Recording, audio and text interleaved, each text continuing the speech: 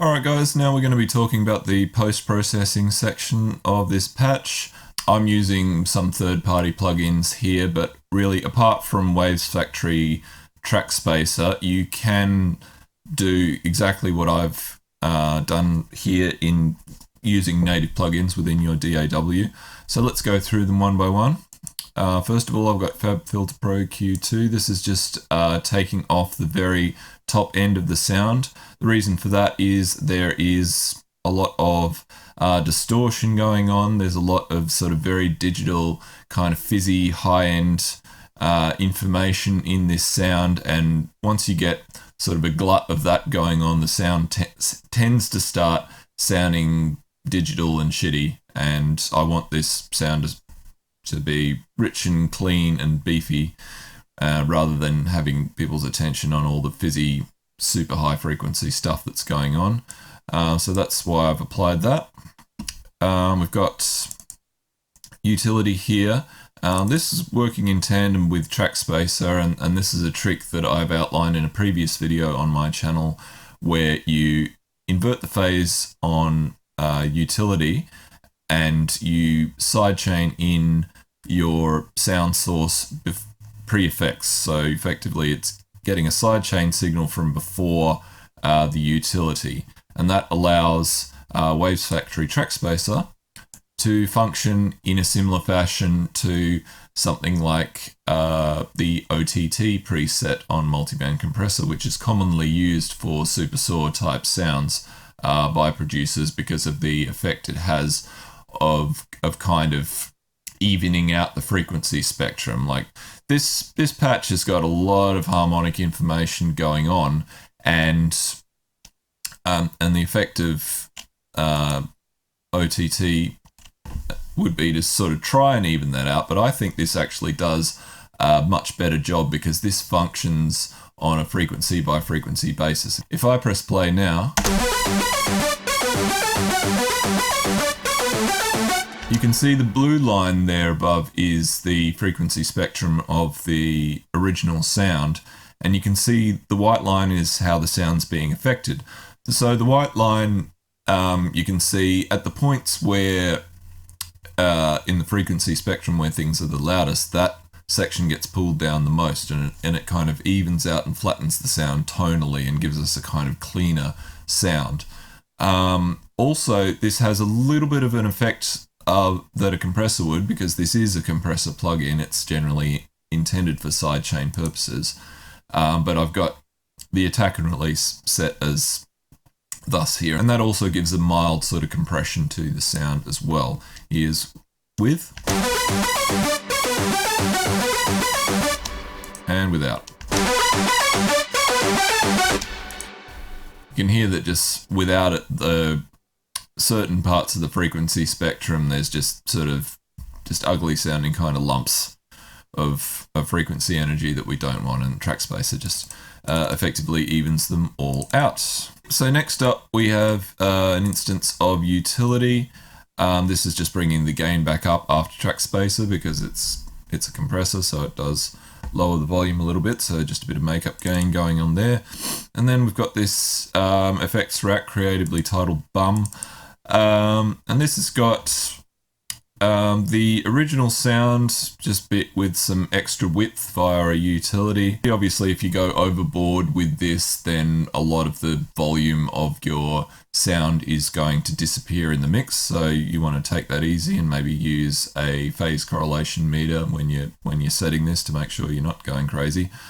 Next up, just a reverb chain with some post-processing on it, just to get the tone that I want on the reverb and make sure the reverb stays out of the way of the original sound.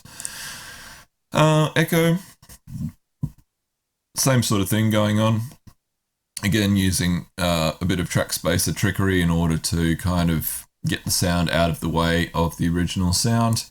Got multiply here again, adding even more chorus and even more bigness and richness to the sound. So let's hear it with and without. Here's with, without. So just has the effect of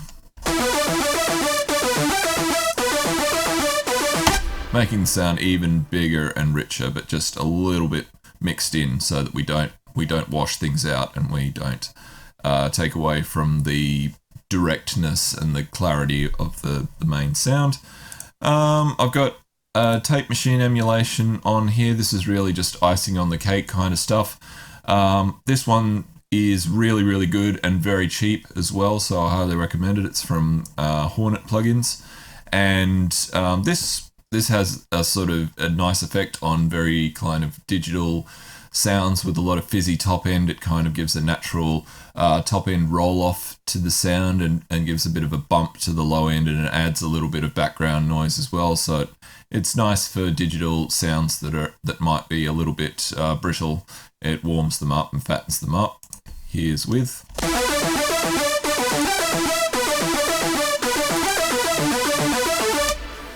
So you just get that sort of bump in the mids there a little bit. Very subtle but effective. And finally, I've got some EQ going on here. So the reason I've got the EQ set the way I have here, you never really want to be EQing in isolation. Normally you would be EQing according to, what's going on in your track, what the other instruments are and everything. That sort of dictates the EQing that you want to do. But what happens when you are doing sound design? Well, in the case of lead sounds that are really going to be, sticking right out the front of our mix and kind of defining how our mix is tonally, because that's what the listener's attention is drawn to, I find it useful to EQ sounds according to the Fletcher Munson curve. So I'll just go to my master here. I've got Voxengo Span Plus set up. So this is the paid version of Voxengo Span. And I've got this Fletcher Munson curve set up. And effectively, what this is, like if you don't know anything about the Fletcher Munson curve, it's worth doing a bit of Googling and researching about it. Effectively what this is it's a kind of map of the sensitivity of the human ear. So the human ear is more sensitive to frequencies between 1K and 5K. So you'll see this dip here where the ear is the most sensitive. So we want the real-time average setting. We're not looking at peaks here, we're looking at the average volume of each section of the frequency spectrum, and we want to try and match up.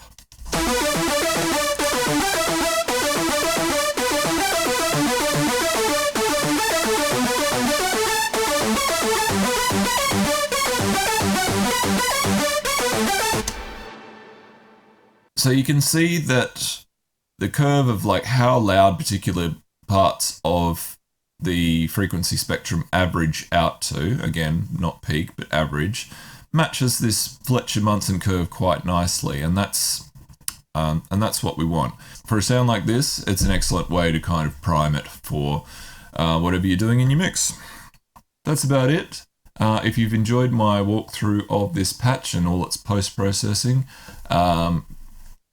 give me a like, a comment, definitely hit that subscribe button and ring the little bell so you can be notified of future updates. And yeah, if you leave a comment below and have any questions about the construction of this patch, I will endeavour to get back to you as well. Hope you've had a good one, guys. I will see you soon.